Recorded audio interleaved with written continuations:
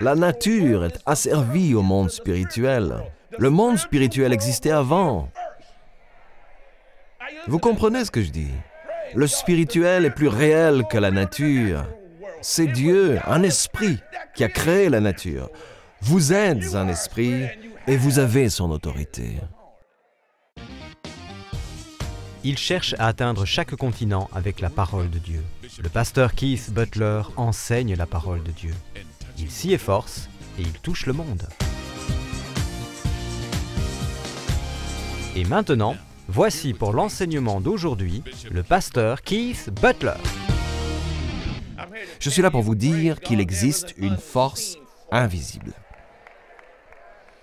Et cette force est celle que vous avez quand vous allez au boulot. Et cette force est celle que vous avez quand vous allez en classe. Et cette force est celle que vous avez quand vous roulez sur la route nationale. Et cette force est celle que vous avez dans un avion. Et cette force, elle est à votre disposition où que vous alliez. Mais c'est à vous de puiser en elle. Il a dit, fortifiez-vous. Nous allons voir de quelle manière. Fortifiez-vous dans le Seigneur. Kurios, c'est le mot grec, l'autorité suprême. Je peux me fortifier dans l'autorité suprême. Oui, le mot force est ici kratos. Kratos, c'est le mot puissance. Et dans sa force toute puissante. Le mot toute puissante ici est dunamis, miraculeuse, habilité. Donc ce qu'il a dit, écoutez mes frères, la dernière chose que je vais vous dire, c'est la dernière chose qu'il a écrite à l'église des Éphésiens.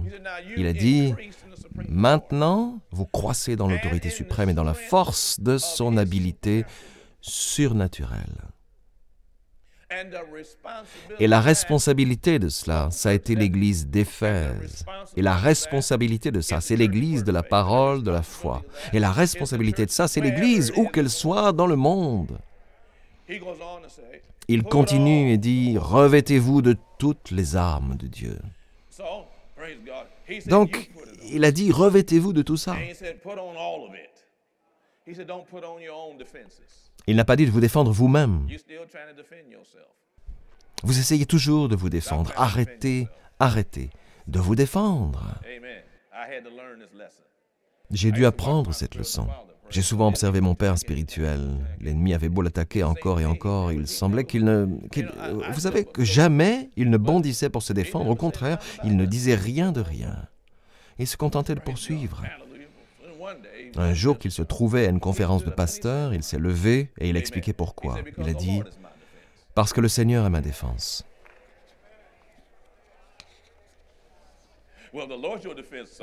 Eh bien, si le Seigneur est votre défense, il y aura bien quelqu'un pour le comprendre, les amis. Cela arrivera au moment voulu. Donc il a dit, revêtez-vous de toutes les armes de Dieu et non des vôtres, afin de pouvoir tenir ferme contre. Le mot contre, le mot grec pros signifie face à face. Vous pouvez vous retrouver face à face contre les stratégies ou contre les manœuvres du diable. Bon, Satan a un projet pour vous et il y travaille ferme. Ce dont certains d'entre vous aviez peur en arrivant ici et dont vous n'avez plus peur du tout,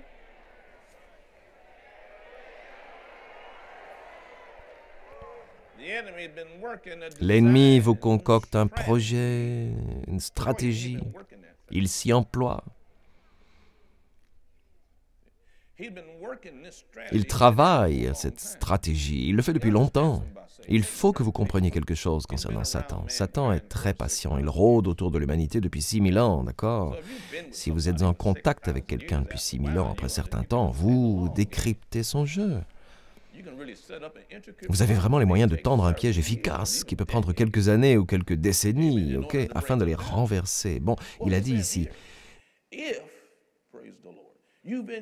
si vous croissez dans l'habilité surnaturelle de Dieu, vous serez capable de faire face à la moindre de ces manigances. Vous ne devrez pas vous dérober, vous ne devrez pas vous protéger, vous ne devrez pas vous enfuir, vous pouvez l'affronter de face. En effet, ce n'est pas contre l'homme que nous avons à lutter, encore ce mot pros. Ce n'est pas contre l'homme que nous avons à lutter. Votre belle-mère n'est pas un problème. Les blancs et les noirs, ce n'est pas votre problème. Les riches et les pauvres, ce n'est pas votre problème.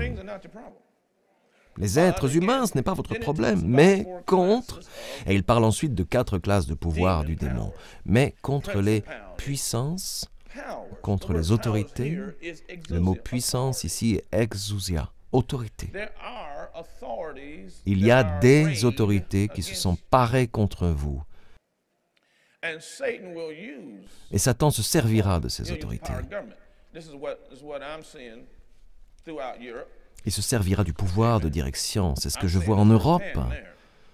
Je le constate par moi-même là-bas.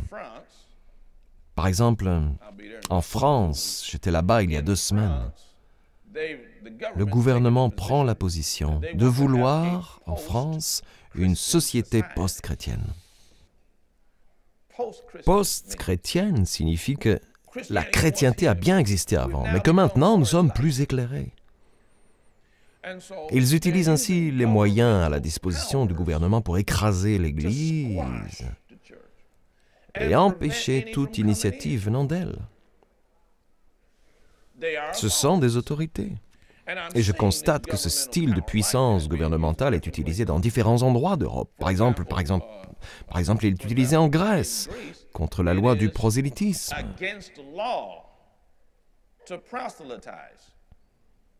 Bon, que signifie faire du prosélytisme? C'est un joli mot pour dire que je viens de vous prendre à témoin, ce qui entraîne des sanctions pénales. Vous pouvez être condamné à une amende et aller en prison simplement pour le fait de parler de Jésus à quelqu'un. Vous voyez? Que quelqu'un dise « Grâce à Dieu, je suis américain ». Moi, je continue à vous en parler. Nous avons nos problèmes ici, mais nous n'en avons pas à comparer aux endroits où je me rends régulièrement. Allez.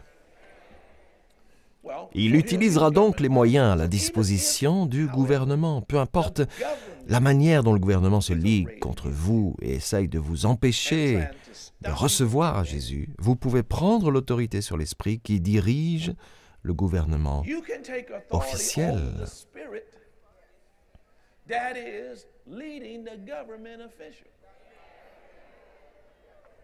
Et il ne sait pas pourquoi il ne vous aime pas. Il ne vous a jamais rencontré auparavant, il ne vous a jamais vu, et il ne peut pas vous supporter. Ils font tout ce qui est possible pour se mettre au travers de votre route, pour vous retarder, pour vous arrêter. Utilisez votre autorité et parlez-en. Parlez à la puissance démoniaque qui se trouve derrière ce soi-disant royaume et dites-lui de s'en aller. Bon, certains d'entre vous doivent faire ça tout de suite. Certains d'entre vous sont face à 2 situations. Devoir parler aux autorités gouvernementales et devoir parler à d'autres autorités. Vous devez parler aux patrons qui sont dirigés par le démon. Allez, vous tous. J'ai dit tout de suite, vous pensez que je plaisante? Je ne me moque pas de vous. Vous devez lever le doigt et dire au nom de l'autorité de Jésus, je vous ordonne de cesser vos agissements contre moi tout de suite. Et maintenant, j'ai une faveur. J'ai vu beaucoup de situations perdues de cette façon. Soudain, des portes qui étaient fermées s'ouvrent en un coup.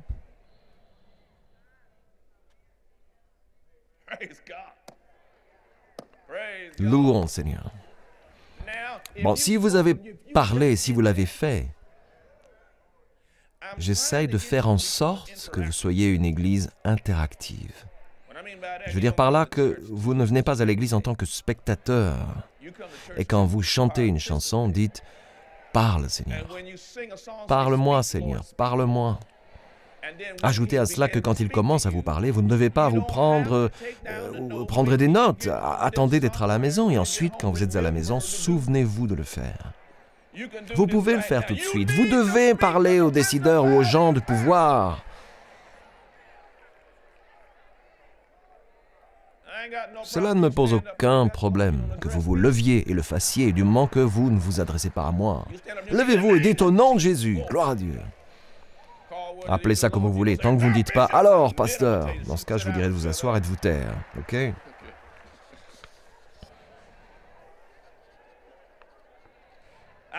Il me faut 3 Alléluia.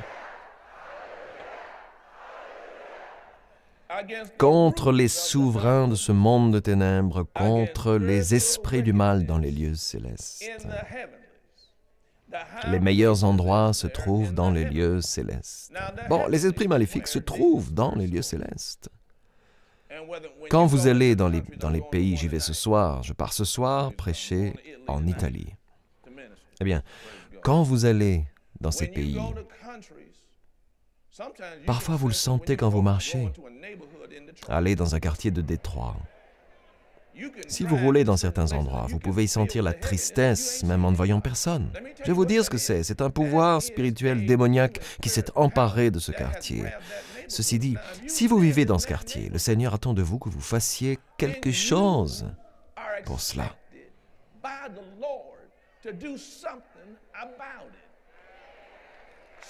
L'esprit de meurtre n'a pas sa place dans votre communauté. L'esprit de vol n'a pas sa place dans votre communauté. L'esprit d'abuser des enfants et de violer les femmes n'a pas sa place dans votre communauté. Il y a quelque chose derrière ça qui pousse ces gens à agir de cette manière. Et Jésus s'est assis et il a dit, « Qu'allez-vous faire pour ça ?» Il s'est assis à la droite du Père et il attendait de vous que vous fassiez de son ennemi son repose-pied au lieu de dire, « N'est-ce pas terrible ?» La nature est asservie au monde spirituel. Le monde spirituel existait avant.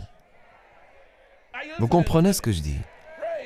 Le spirituel est plus réel que la nature. C'est Dieu, un esprit, qui a créé la nature. Vous êtes un esprit et vous avez son autorité.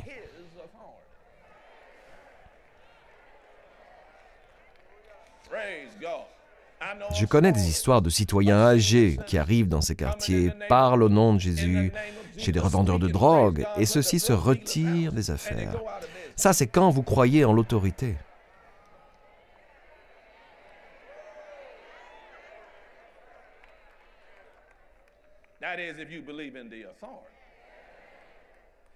Vous savez ce que vous avez reçu. Regardez votre voisin et demandez à votre voisin, « As-tu l'autorité » Est-ce qu'ils vous ont répondu? Vous pourriez peut-être leur redemander, vu qu'ils ne vous ont pas répondu. Demandez-leur, « As-tu l'autorité » Son autorité vous a été donnée. Dites-le encore. J'ai l'autorité. L'autorité inemployée aura pour conséquence que vous serez maltraité. Parce que vous devez vous cacher chez vous en pleine journée, parce que vous êtes terrifié à chaque coin de rue. La peur implique une punition, et vous n'avez pas à vivre dans la peur.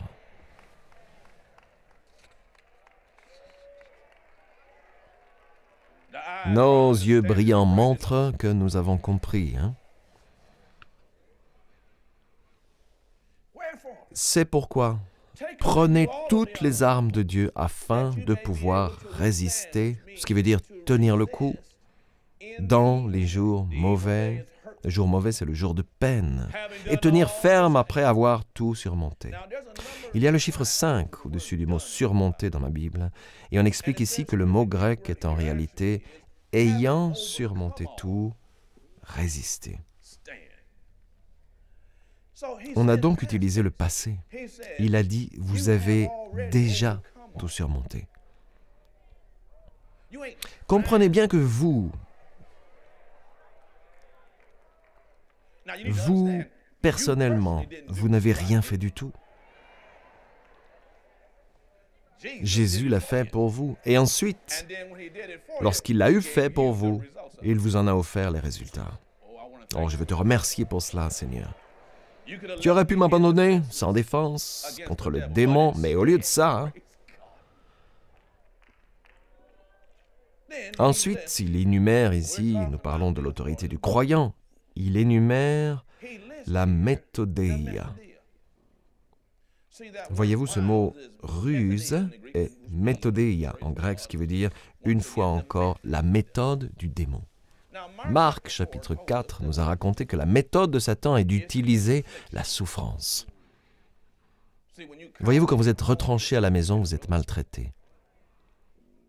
Vous ne pouvez pas vous rendre compte de ça. Vous êtes censé être libre. Il se sert donc de la souffrance, de la persécution, des problèmes ou des préoccupations de ce monde, de l'attrait trompeur des richesses en essayant de détourner votre attention. Les passions en tout genre pénètrent en eux, étouffent la parole et la rendent infructueuse. Même si vos esprits peuvent savoir ça, le fait que nous nous trouvons ici, que nos esprits savent cela, c'est parce que nous avons reçu une éducation. On nous a appris un peu de ça précédemment. C'est sans comparaison avec le fait de le faire. Quelques-uns d'entre vous m'ont envoyé par écrit des témoignages des années où vous avez appris cette autorité et obtenu un résultat, mais aujourd'hui vous permettez que la même chose se reproduise. Et le Seigneur dit, pourquoi ne faites-vous plus ce que vous avez fait auparavant? Prendre l'autorité demande de l'audace. Bon, je n'ai pas dit de bêtises, parce que vous êtes toujours dirigé par l'Esprit. D'accord?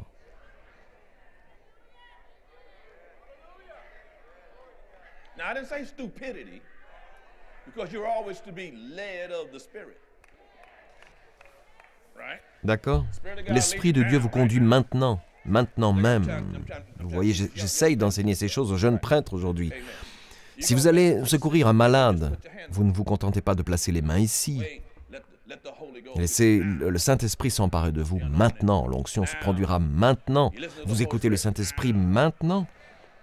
Ne bougez pas ne faites pas attention à la personne. S'il faut, attendez. Laissez le Saint-Esprit venir en vous maintenant. Je parle d'écouter le Saint-Esprit. Que la paix de Dieu règne, Colossiens chapitre 3, verset 15, que la paix de Dieu règne dans vos cœurs, qu'elle fasse la loi, en sécurité ou en dehors.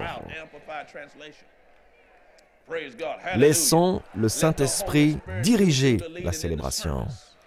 Laissons le Saint-Esprit dire maintenant, que des gens soient sauvés maintenant, à l'avant.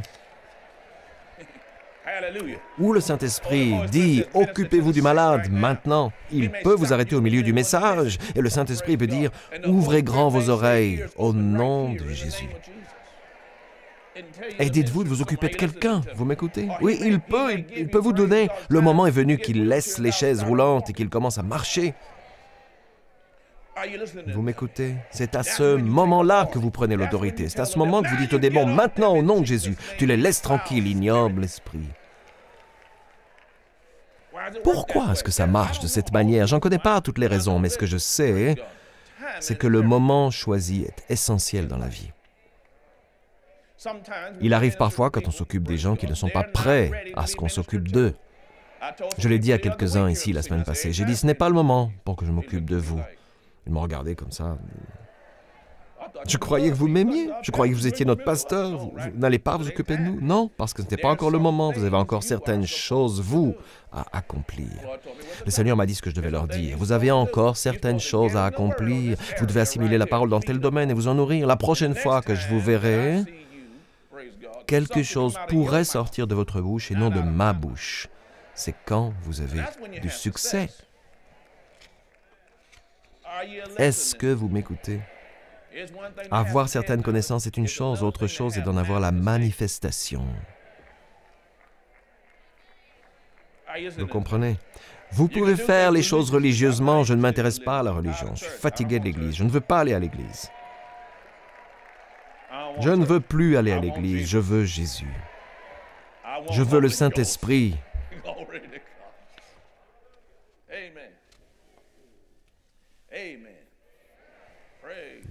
Louange soit faite à Dieu. Maintenant, priez un instant dans l'Esprit. Prions, Seigneur. Priez dans... Si vous ne savez pas comment prier dans l'Esprit, contentez-vous de prier. Un point, c'est tout. Dites, Saint-Esprit, que ta volonté soit faite. Nous prenons le temps de nous habiller, nous prenons le temps d'aller en voiture, en bus, en taxi, ou peu importe comment. Ne nous éloignons pas du chemin que nous avons pris. Ne partez pas d'ici sous la contrainte, ne sortez pas d'ici en difficulté. Bon, il a dit, ayant fait tout cela, surmontez tout. Tenez donc ferme. Ayez autour de votre taille la vérité. De quoi est-ce qu'il parle?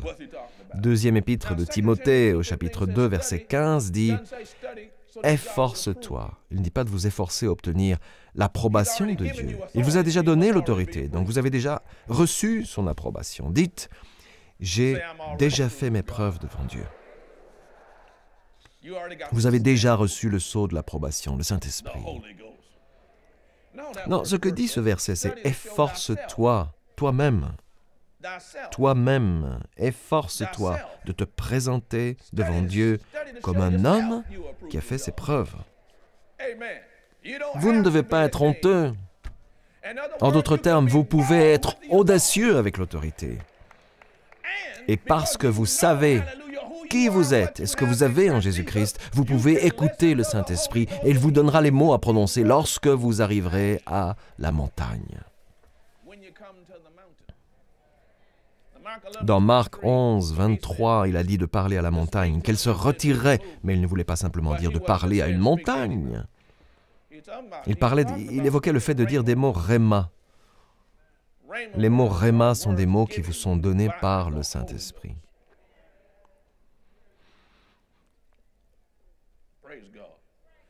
Bon, la chose la plus difficile à acquérir pour nous, c'est d'apprendre à ralentir.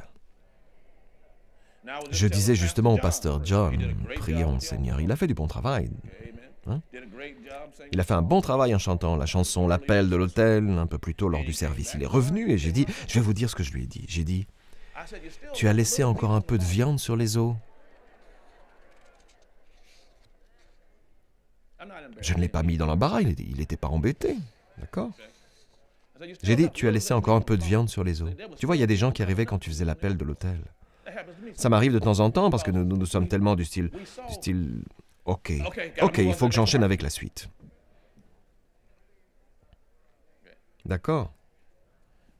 Par exemple, je veux dire, il faut que je m'en aille, il faut que je descende de l'estrade. Eh bien, si je vous fais monter sur l'estrade, je vous dirai quand vous devrez en descendre.